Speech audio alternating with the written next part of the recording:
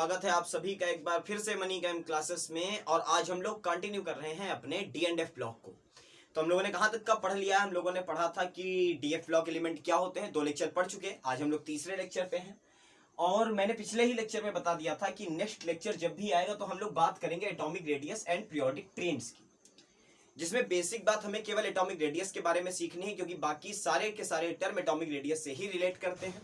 2 term हम लोग और पढ़ेंगे, that is volume and density. तो आज के लेक्चर का टारगेट है यही कि हम लोग पढ़ें कि variation of atomic radius in a period, in a group, ठीक है। और किसके साथ में? 3D 4D 5D सीरीज के साथ में। और साथ में क्या पढ़ ले जाए भाई? वॉल्यूम में वेरिएशन और डेंसिटी में वेरिएशन। यहां तक हम लोग कवर करने की कोशिश करेंगे पूरी तरीके से। और अगर यहां तक कवर हो गया तो नेक्स्ट लेक्चर से आपका वो पार्ट स्टार्ट होगा ना जिसको पढ़ने में आपको बहुत मजा आएगा, ठीक है। और वो पार्ट क्या होगा भाई? मैग्नेटिक मोमेंट निकालना, ठीक है। सभी ने नाम सुना होगा मैग्नेटिक मोमेंट का। तो मैग्नेटिक मोमेंट निकालना पढ़ना होगा हम लोगों को। और उसके बाद में पढ़ना होगा कलर स्पेक्ट्रा, क्योंकि D block element coloured compound बनाते हैं, क्यों बनाते हैं। तो चलिए भाई, आज थोड़ा सा दिमाग को शांत करिए, एकदम माइंड को रिलैक्स पोजीशन में ले जाकर के सामने 3D 4D और 5D की जो एटॉमिक रेडियस लिखी है इन पिकोमीटर में, उनको पहले ऑब्जर्व करिए, मेरे साथ ऑब्जर्व करिए। फिर मैं आपको इस टॉपिक के साथ में डील करना सिखाता हूं पूरी तरीके से। तो भाई जैसा आप लोगों को पता है 3D सीरीज कौन सी होती है? ये कौन सा? SCTI VCRMN, फिर कौन सा? फेरस, कॉपर और कोबाल्ट और निकिल, और उसके बाद में कॉपर और जिंक। तो देखो, केवल पहले इसको देखो तो क्या हो रहा है। इसकी 162 दी हुई है, 147 है, 134 है, देन 128 है, देन 127 है।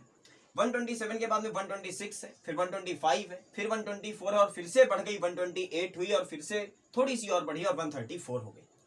तो कहने का मतलब क्या है? कहने का मतलब यह है कि जब फर्स्ट ईयर में थे ना आप लोग, तो आप लोगों को पढ़ाया जाता था कि इन अ ग्रुप, अगर हम ग्रुप में ऊपर से नीचे आते हैं तो एक सेल बढ़ता है और एटॉमिक रेडियस बढ़ती है।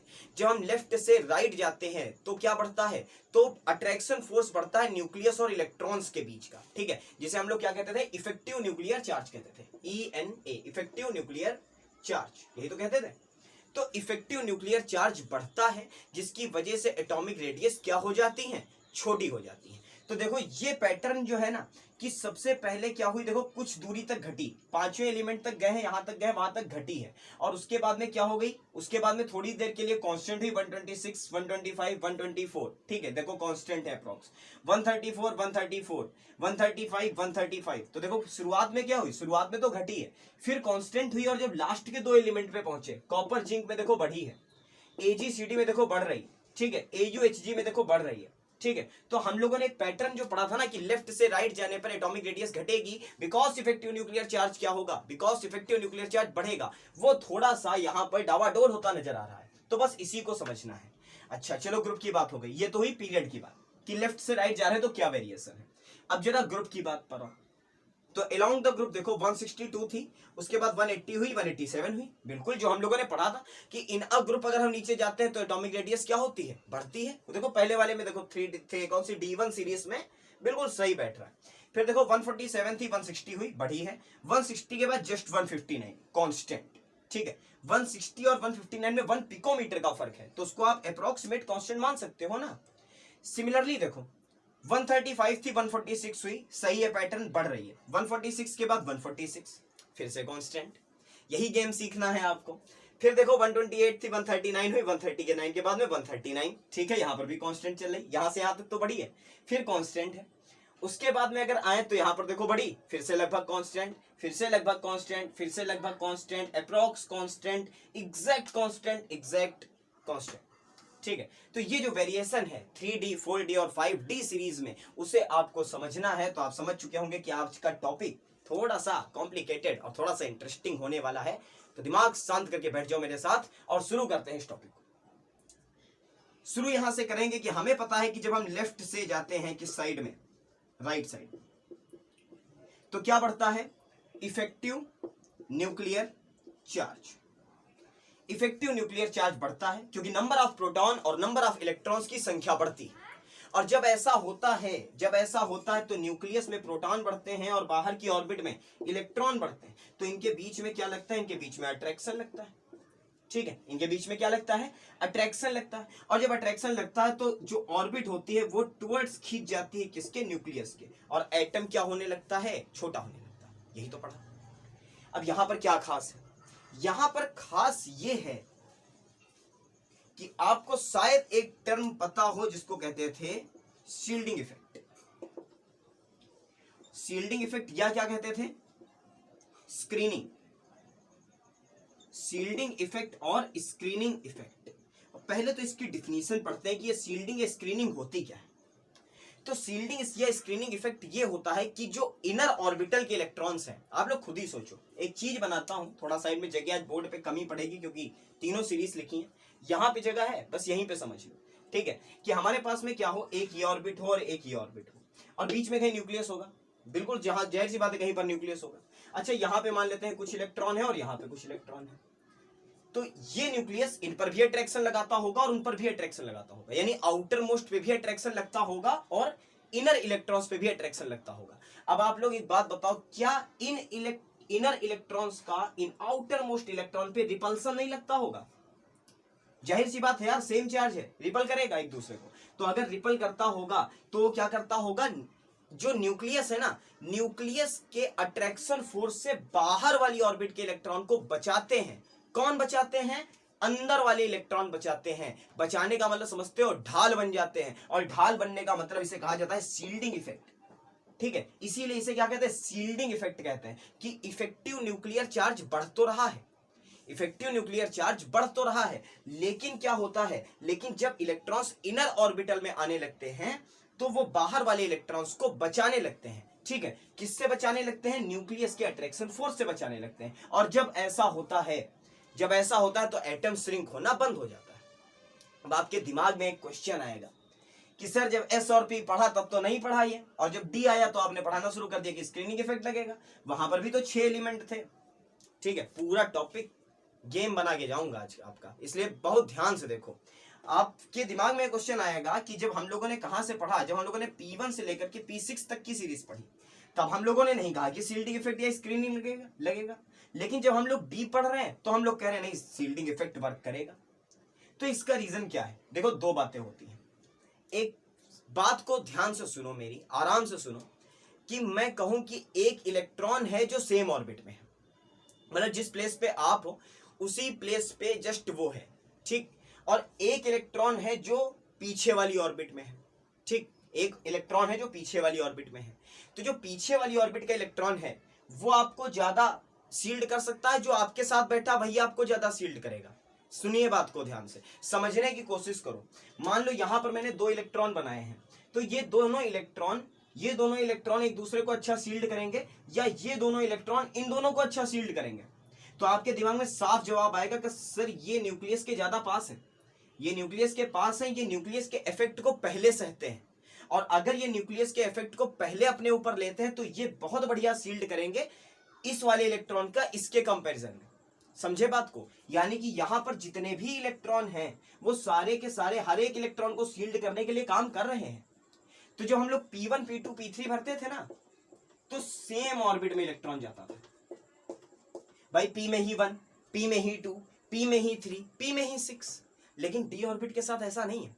डी के साथ क्या है कि एटॉमिक रेडियस तो मेजर की जाएगी कहां तक की, चलो इसको मिटा दो यार, बहुत हो गया शील्डिंग इफेक्ट। और ये जो हमारे पास क्या होगी, जो आउटर मोस्ट ऑर्बिट होगी वो होगी 4s।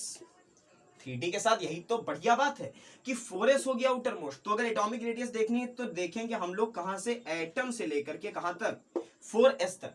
लेकिन 4s में इलेक्ट्रॉन कितने ले लिए, 2। चलो 4s 3D सीरीज के लिए हो गया, आप ns लिख लो, ठीक है। 3D सीरीज के लिए 4s, 4D सीरीज के लिए 5s, एंड 5D सीरीज के लिए 6s। That's it. समझ रहे हैं ना बातों को? तो चलो ns लिख लिया, n की वैल्यू हो सकती है 4, 5 या 6। और जब इलेक्ट्रॉन भरेंगे तो कहां भरेंगे, तब भरेंगे भाई 3D में, है ना। जब इलेक्ट्रॉन भरेंगे तब कहां भरेंगे, तब भरेंगे हम लोग 3D में। तो कहने का मतलब मेरे क्या है, कहने का मतलब है कि एक आउटर मोस्ट ऑर्बिट को इमेजिन करो मेरे साथ, आउटर मोस्ट ऑर्बिट को आपने पहले 2 इलेक्ट्रॉन दे दिए, ठीक है। आउटर मोस्ट ऑर्बिट को कितने इलेक्ट्रॉन दे दिए, 2 इलेक्ट्रॉन। अब उसके पहले 3D रखी है, उसके पहले 3D, ये आपकी हो गई कौन सी, ये वाली हो गई आपकी 4s, और ये हो गई आपकी 3D, ऐसे है। तो जब ऐसा है तो 4s में 2 इलेक्ट्रॉन आपने दे दिए, ठीक, 2 इलेक्ट्रॉन दे दिए, ये लो 2 बना लो। और अब आप क्या कर रहे हो, D1 में, D1 पहले था, D1 के बाद में D2 आया, D2 के बाद में D3 आया, D3 के बाद D4 आया। तो आप इलेक्ट्रॉन कहाँ भर रहे हो? आप इलेक्ट्रॉन भर रहे हो इनर ऑर्बिटल में, जो बहुत बढ़िया सील्ड करेंगे। समझे बात को? जो बहुत बढ़िया सील्ड करेंगे, फिर भी वो कहां तक सील्ड नहीं कर पाते? लगभग देखो 128 से 127 तक तो क्या हुई है, 127 126 तक तो क्या हुई है, घटती ही मानी जाएगी। चलो यहां तक मान लो। स्टार्टिंग कितने एलिमेंट? 5। बुक में भी आपको यही लिखा मिलेगा कि शुरुआत के 5 एलिमेंट तक घटती है, फिर कांस्टेंट हो जाती है और लास्ट के 2 में बढ़ती है। तो कहने का मतलब केवल ये है कि हमारे पास 2 तरीके के फोर्स हैं। वो 2 तरीके के फोर्स क्या हैं? पहला जो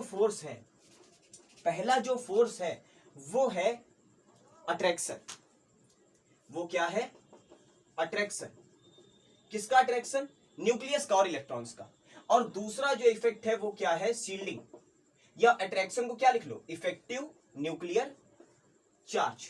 ठीक, अट्रैक्शन को क्या लिख लो? Effective nuclear charge. और जो दूसरा है वो कौन सा इफेक्ट है? वो है रिपल्सन। रिपल्सन किसमें? Between electrons, between 4s and 3d electrons, 3d और 4d इलेक्ट्रॉन्स के बीच का रिपल्सन है। और उस रिपल्सन को हम लोग क्या लिख ले? स्क्रीनिंग। Screening effect. तो होता बेसिकली क्या है, अब समझ जाओगे आप लोग। शुरुआत के 5 एलिमेंट तक जो इफेक्टिव न्यूक्लियर चार्ज है वो ज्यादा इफेक्ट देता है किससे? स्क्रीनिंग से। ठीक है, वो ज्यादा इफेक्ट देता है स्क्रीनिंग से। रीजन क्या है भाई? डी में कितने इलेक्ट्रॉन? 1। डी में कितने इलेक्ट्रॉन? 2। डी में कितने इलेक्ट्रॉन? 3, 4 और 5। अच्छा, D1 D2 D3 D4 D5 अगर है हमारे पास में, तो एक होगा DXY में, एक होगा DYZ में, एक होगा DXZ में, एक होगा along the x and y axis dx square y square, एक होगा dz स्क्वायर। ऐसे होगा, समझे ना? तो उसके बाद में जब हम लोग आएंगे तो जो इफेक्टिव न्यूक्लियर चार्ज होगा, अब एकदम से तो आगे नहीं निकल जाएगा ना, पहले ओवरकम करेगा। पीछे से आ रहा है, पहले बराबर होगा और बराबर होकर के आगे जाएगा। यानी इफेक्टिव न्यूक्लियर चार्ज और स्क्रीनिंग बराबर होती है किसके लिए बच्चों? बहुत बढ़िया तरीके से मैंने सिखाया था कि FeCO9 RuRHPD OSIRPT को याद रखना। कैसे? ऐसे। ठीक, लाइन से याद रखना। फिर कोई नहीं रुके राहों में परदेसी, औसम इरफान पठान ट्रिक्स बताता नहीं हो वैसे, लेकिन हाँ चलो याद कर लो। फिर कोई नहीं, FeCO9 रुके राहों में परदेसी, RuRHPD, OS means osmium, IR means iridium, PT means platinum. ठीक है, तो यहां पर देखो क्या चलता है, यहां पे कांस्टेंट चलती है अप्रॉक्स 135 135। अब इन दोनों के लिए तो कांस्टेंट चलेगी ही चलेगी। और जब लास्ट के 2 एलिमेंट पे आप पहुंचते हो तो क्या होता है? इफेक्टिव न्यूक्लियर चार्ज कमजोर पड़ जाता है और स्क्रीनिंग ताकतवर हो जाती है। और इसलिए आपका एलिमेंट शुरुआत से पहले ऐसे श्रिंक क्या होते हैं? श्रिंक होते हैं, उसके बाद कांस्टेंट बने रहते हैं और कांस्टेंट बनने के बाद वापस बड़े हो जाते हैं। ठीक है, तो ये है कहानी किसकी? एटॉमिक रेडियस की। ये है कहानी एटॉमिक रेडियस की। तो क्या याद करोगे? याद करोगे कि during in along a period atomic radii decreases for first 5 elements. Atomic radii decreases for first 5 elements, then it becomes constant.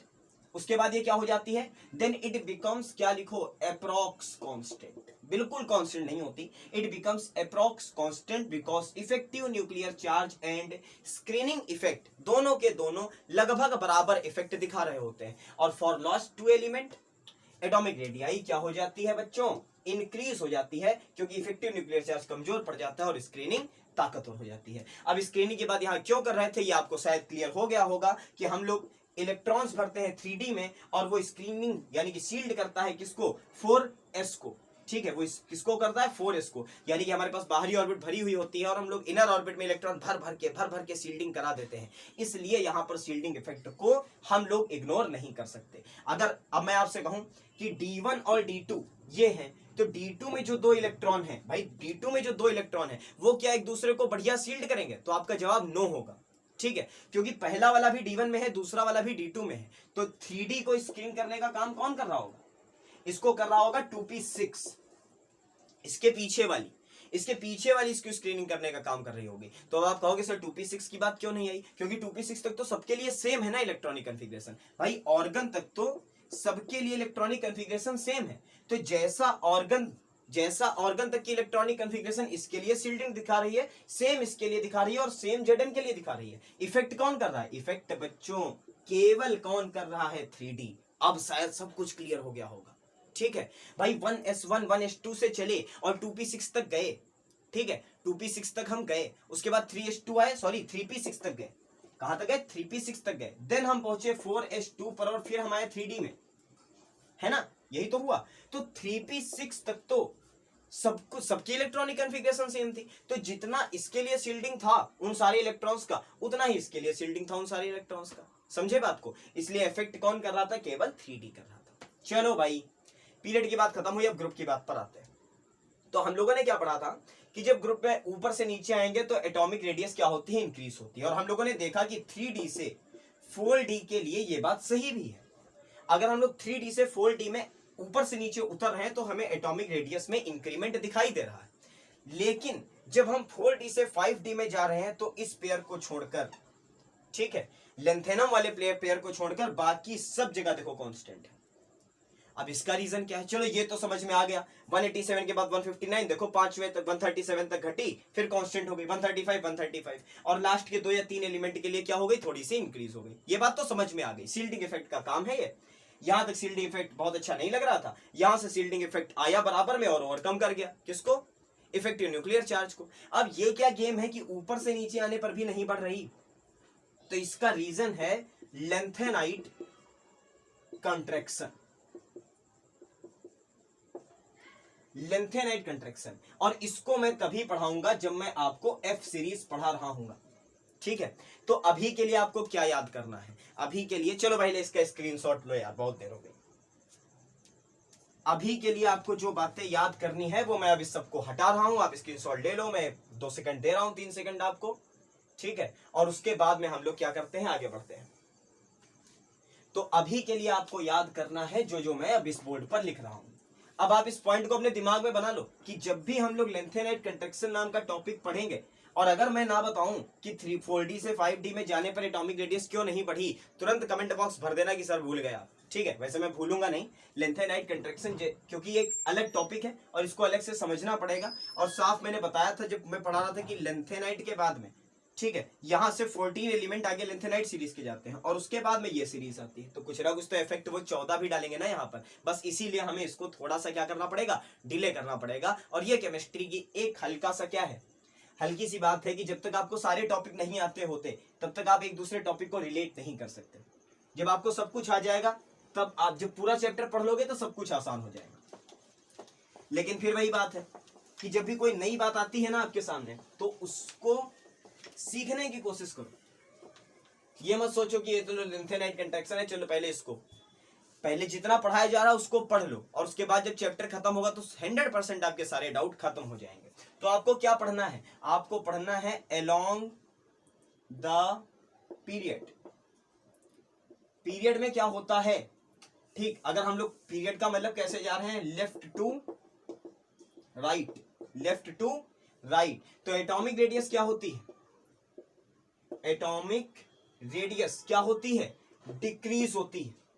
Atomic radius decrease होती है किसके लिए, फर्स्ट 5 एलिमेंट्स के लिए, 10 में से शुरुआती 5 एलिमेंट के लिए क्या होती है, घटती है, ठीक है। उसके बाद में क्या हो जाती है, देन बिकम कांस्टेंट, उसके बाद क्या हो जाती है, थोड़ी सी कांस्टेंट रहती है, एंड देन, और फिर क्या होती है, बढ़ती है। और ये बात लगेगी 3D के लिए भी, 4D के लिए भी, एंड 5D के लिए भी, सबके लिए लगेगी, ठीक है। अच्छा, दूसरी बात अगर लिखे हम लोग along the group, along the group का मतलब हुआ अप टू डाउन। अगर ऊपर से नीचे की तरफ आते हैं तो क्या होता है, तो एटॉमिक रेडियस क्या होती है, इंक्रीज होती है।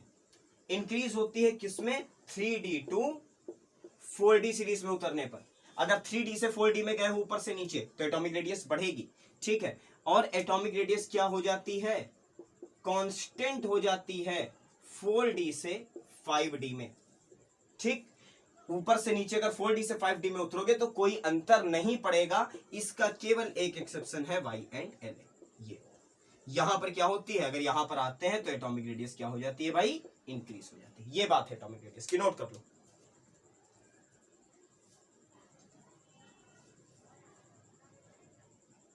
चलो भाई, हो गया टॉपिक। इसीलिए मैंने कहा था कि मैं एटॉमिक रेडियस को बहुत अच्छे तरीके से पढ़ा दूंगा, क्योंकि अब अगर हम लोग बाकी के metallic character, non metallic character, ionisation energy, तो सबको पढ़ने में 20-20 मिनट लगेंगे। ये टॉपिक खत्म होने में 20 मिनट लगे, सबको खत्म होने में 20-20 मिनट लगेंगे। इसलिए जो है आपको बाकी के सारे ट्रेड्स जो हैं, अब एटॉमिक रेडियस से आप सबको रिलेट कर चुके हो फर्स्ट ईयर में, तो एटॉमिक रेडियस अगर आपको आती है तो आगे की कहानी तो आप बना लोगे। अब इसके बाद अगर मैं बात करूं किसकी, वॉल्यूम की, तो वॉल्यूम आप लोगों को क्या पता है क्या होता है वॉल्यूम? वॉल्यूम के बारे में पता है कि जितना स्पेस कवर करे, ठीक है, कोई एलिमेंट हो वो स्पेस जितना कवर करेगा, जितने स्पेस को घेर लेगा, वही उसका वॉल्यूम होगा। तो क्या सोचते हो वॉल्यूम के बारे में, क्या होता होगा? बढ़ता होगा या घटता होगा? In a period and along the group, यहां पर हेडिंग डालो वॉल्यूम, ठीक है। तो वॉल्यूम के बारे में देखो, अलोंग द पीरियड अगर बात करें तो वॉल्यूम क्या होगा शुरुआत में, बिल्कुल एज इट इज। जाहिर सी बात है कि जो शुरुआती 5 एलिमेंट के लिए, के लिए रेडियस घट रही है, तो अगर रेडियस घट रही है तो जाहिर सी बात है वॉल्यूम भी तो डिक्रीज हो रहा है, ठीक है। तो वॉल्यूम डिक्रीज होगा फॉर फर्स्ट 5 एलिमेंट। सिंपल है ना? जब रेडियस कम हो रही है तो डेंसिटी भले ही बढ़ जाए, ठीक है, लेकिन वॉल्यूम क्या होगा? वॉल्यूम तो कम ही होगा। जब रेडियस कम हो रही है उसका मतलब क्या है? उसका मतलब है कि साइज का कम होना, ठीक है, साइज का कम होना, और साइज कम हो रहा है तो वॉल्यूम घटेगा for first 5 element, then become constant and then increase. बिल्कुल सही है। जैसा पैटर्न, यानी कि वॉल्यूम को आप क्या लिख सकते हो, एक बात और समझो कि atomic radius is directly proportional to volume. जैसे एटॉमिक रेडियस का वेरिएशन है, सेम वेरिएशन किसका होगा? वॉल्यूम का भी होगा, ठीक है, सेम किसका होगा? वॉल्यूम का होगा। तो अगर 3D 4D 5D में हम लोग शुरुआत लेफ्ट से राइट जाते हैं तो शुरुआती 5 एलिमेंट के लिए क्या होगा? डिक्रीज होगा वॉल्यूम, फिर क्या हो जाएगा? थोड़ा सा कांस्टेंट, और उसके बाद क्या हो जाएगा? इंक्रीज। अगर अलोंग द ग्रुप जाते हैं यानी कि अप टू डाउन जाते हैं तो एटॉमिक रेडियस क्या होती है? इंक्रीज। तो अगर 3D से 4D में जाएंगे, ठीक है, तो एटॉमिक रेडियस अगर इंक्रीज होती है तो वॉल्यूम भी क्या होगा? तो वॉल्यूम भी इंक्रीज होगा। उसके बाद और कांस्टेंट रहेगा किसके लिए? 4D और 5D के लिए, क्योंकि दोनों के एटॉमिक रेडियस सेम है। अब आप लोग खुद सोचो, यहां पर अंतर दिखाता हूं कि क्या है, कि भाई एक एटम ऐसा है, दूसरा एटम भी ऐसा है, ठीक है, पिकोमीटर में कुछ डिफरेंस है, डजंट मैटर, ठीक है। और मान लो कि एक ये जो गोला है ये लोहे का है और एक गोला उतना ही बड़ा है वो रुई का है, ठीक है, तो दोनों का मास अलग है ना। इसका मास m1 मान लो, इसका मास m2 मान लो, तो m1 अगर लोहे का है तो m1 का मास बहुत है, m2 अगर रुई का है तो उसका मास तो बहुत कम है, लेकिन दोनों ने जगह तो बराबर घेरी है, दोनों ने स्पेस में जगह तो बराबर घेरी है। तो अगर जगह बराबर घेरी है तो हम लोग कहेंगे कि m1 is greater than m2 but v1 is equal to v2। समझे बात को? v1 बराबर होगा v2 के, वॉल्यूम बराबर है, हाँ डेंसिटी नहीं बराबर हो सकती। ये बात आप कहोगे डेंसिटी वर्ड बार बार क्यों यूज कर रहा हूं? क्योंकि अभी इसके बाद डेंसिटी ही पढ़ना है आपको, ठीक है। तो यहां पर बात आती है कि जब हम लोग 4D से 5D में जाएंगे तो भले ही एटम हैवियर होते जा रहे हैं, एटम भारी हो रहे हैं, लेकिन उनका वॉल्यूम क्या है? कांस्टेंट बना हुआ है, ठीक है। तो बस सेम बात आती है atomic radius directly proportional to volume, यानी कि जैसा वेरिएशन रेडियस का सेम होगा किसका? वॉल्यूम का, सेम वॉल्यूम का, ठीक है। आज लग रहा है कि हाँ राइटिंग मेरी गंदी है। चलो भाई इसको नोट करो, फिर बढ़ते हैं डेंसिटी की तरफ।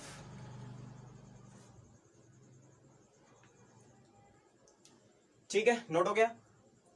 चलो अगली हेडिंग डालो, दैट इज डेंसिटी। अब इसको हटा दो पूरा। तो डेंसिटी का सबसे पहले फॉर्मूला अगर आता है तो टाइप करो सब लोग कमेंट बॉक्स में। हालांकि आता होगा सबको, जितने लोग इंटरमीडिएट में पढ़ रहे हो उनको तो सबको आता होगा। तो डेंसिटी का जिनको नहीं आता वो भाई साइड में देखे कॉर्नर पे, डेंसिटी का फॉर्मूला होता है mass upon volume, mass upon volume, ये होता है।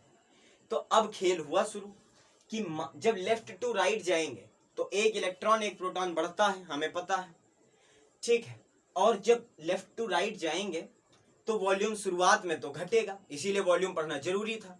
शुरुआत में तो फर्स्ट 5 के लिए घटेगा, फिर वॉल्यूम कांस्टेंट हो जाएगा और फिर वॉल्यूम बढ़ जाएगा क्योंकि रेडियस बढ़ जाएगी, ठीक है। एटम को स्फेरिकल माना जाता है और स्फीयर का वॉल्यूम होता है 4/3 पाई आर क्यूब, यानी कि 4/3 पाई, दोनों के दोनों क्या है? कांस्टेंट है तो हम कह सकते हैं कि जो हमारे पास वॉल्यूम होता है वो डायरेक्टली प्रोपोर्शनल होता है रेडियस क्यूब के।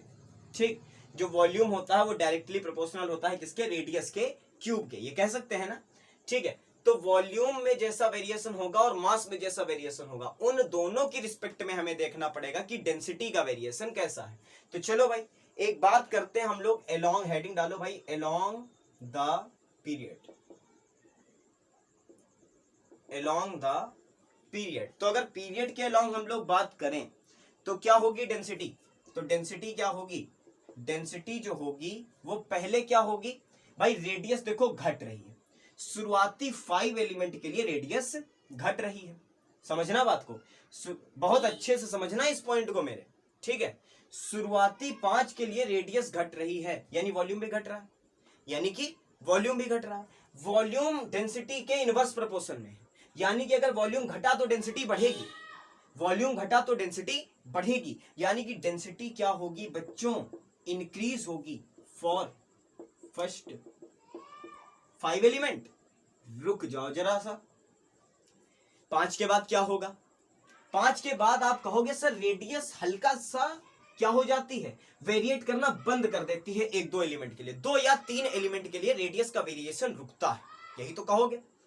तो अगर रेडियस का वेरिएशन रुका तो आप कह सकते हो कि वॉल्यूम भी थोड़ी देर के लिए कांस्टेंट हो गया। समझना बात को मेरी, बहुत ध्यान से सुनो, दोबारा सुनो। मैंने क्या कहा? मैंने कहा 5वें एलिमेंट के बाद में अगले 2 या 3 एलिमेंट के लिए, छठे सातवें या छठे सातवें आठवें, इसके लिए रेडियस में वेरिएशन रुकता है, बदलाव नहीं होता। तो आप कहोगे कि वॉल्यूम भी सर कांस्टेंट हो जाता उतनी देर के लिए। क्या मास कांस्टेंट होता है?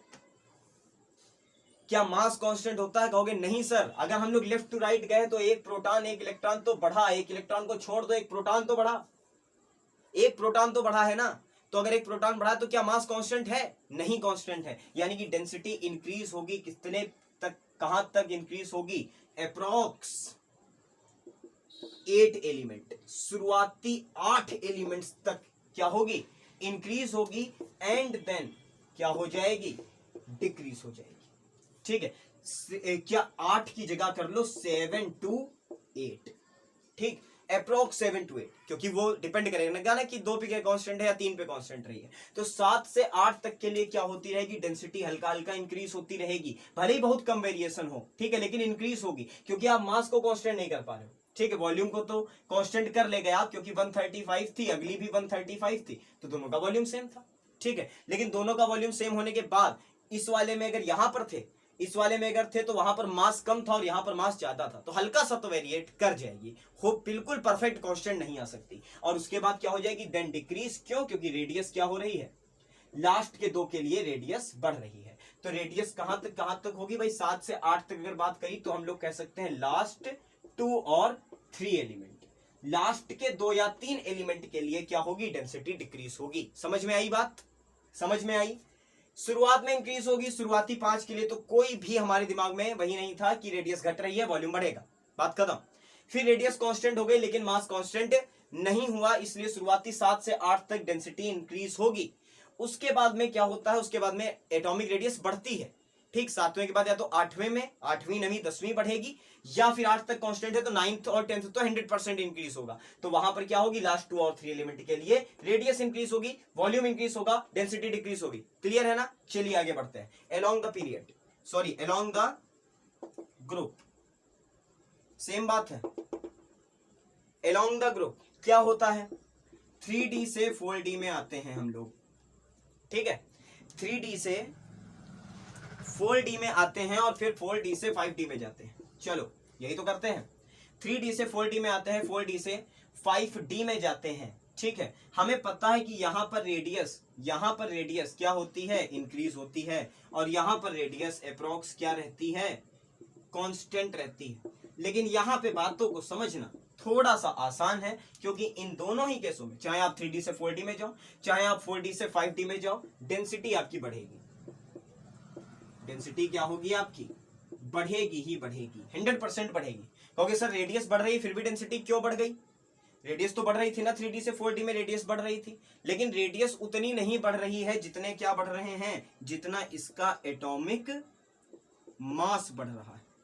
ठीक, क्योंकि यहां पर जो डेंसिटी बराबर मास अपॉन वॉल्यूम लिखा है, इस मास को आप यही तो लिखोगे, atomic mass upon atomic volume, density of atom is equal to atomic mass upon atomic volume. तो यहां पर जो एटॉमिक मास होगा आपको पता है वो 18 इलेक्ट्रॉन 18 प्रोटॉन बढ़ रहे होंगे, ठीक है, 18 और लास्ट में 32, ठीक है, 18 32। तो पिकोमीटर की रेडियस कहां डेंसिटी को वो कर पाएगी कि हम भाई इतना बढ़ गए कि 18 प्रोटॉन के हमने मास को क्या कर दिया, न्यूट्रलाइज कर दिया जा करके। तो एटॉमिक मास क्या होता है, +18 + 32 के वे में बढ़ता है, और इसलिए डेंसिटी क्या होती है भाई, इंक्रीज ही होती है, चाहे आप 3D से 4D में जाओ, चाहे आप 4D से 5D में जाओ। आज का लेक्चर थोड़ा सा कॉम्प्लिकेटेड था, अगर कोई डाउट है तो उस डाउट को कमेंट बॉक्स में मेंशन करिए, और अगर डाउट नहीं है तो वीडियो को लाइक करिए, ठीक है, क्योंकि अगर ये चीजें आप समझ गए हो तो आप पढ़ने के लिए बिल्कुल रेडी हो, केमिस्ट्री, मैग्नेटिक मूवमेंट और ये सारी चीजें आप पढ़ने के लिए एकदम तैयार हो चुके हो, अगर ये चीजें आपको समझ में आ रही हैं, ठीक है। अगले वीडियो में हम लोग मिलेंगे किसके साथ, magnetic properties of D block element के साथ। किसके साथ मिलेंगे, मैग्नेटिक प्रॉपर्टीज के साथ। और उसके अगली वीडियो में मिलेंगे हम लोग कलर स्पेक्ट्रा या डी ट्रांजिशन के साथ, ठीक है। तो आज के वीडियो को मेरा सजेशन ये रहेगा कि एक बार और देखिए, 2 बार देखिए, उसके बाद भी अगर आपको कोई भी टर्म, कोई भी लाइन, कोई भी फैक्ट नहीं समझ में आता है तो कमेंट बॉक्स में कमेंट जरूर करिए, मैं कोशिश करूंगा कि उसको अगले वीडियो में 110% क्लियर करूंगा, ठीक है। तो तब तक के लिए पढ़ते रहिए, लगे रहिए, बहुत जल्द मिलता हूं आपसे अगले वीडियो में, तब तक के लिए थैंक यू सो मच।